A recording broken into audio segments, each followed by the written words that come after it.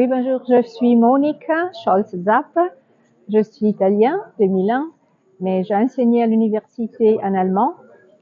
Et aujourd'hui, le thème de ma communication, c'était en grand l'interculturalité, mais précisément l'interculturalité en sens de rencontre entre Augustin d'Hippone et Ambroise de Milan.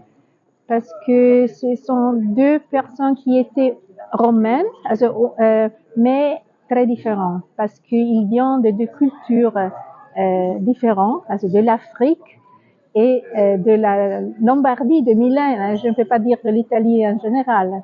Et alors, il était une rencontre très féconde, parce qu'ils ont réciproquement montré des aspects divers. Il y a naturellement des similarités. Les similarités, est-ce qu'ils sont deux personnes qui ont vécu dans l'Empire romain, mais les différences sont aussi grandes parce que le terrain de la culture d'Augustin, c'est vraiment africain. Africain, je voudrais dire comme tempérament. Alors, il était vraiment le fils de Monique.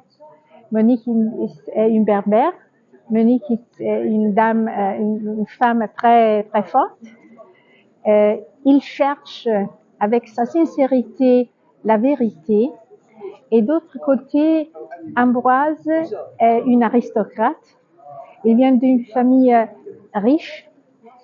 Il a aussi ce tempérament très fort, très décis. Et alors les deux, on s'est rencontrés dans ce tempérament, mais nous devons dire qu'il y avait beaucoup de ans de différence. Mais il envoie réciproquement l'autorité. Also, je crois que Ambroise a reconnu en Augustin un homme sérieux, un homme décisif, vraiment à la recherche de la vérité, et aussi Augustin a reconnu en Ambroise un homme avec une autorité théologique, une autorité politique aussi, comme évêque de Milan.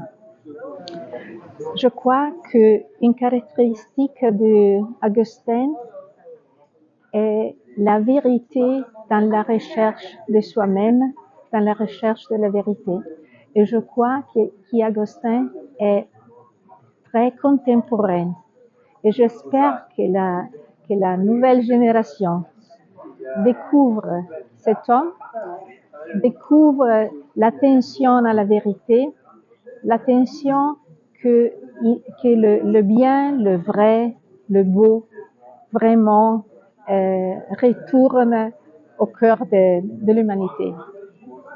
Naturellement, nous sommes in une période, un temps très difficile, un temps de guerre, un temps de conflits, mais la seule route, le seul chemin, c'est le chemin de l'authenticité.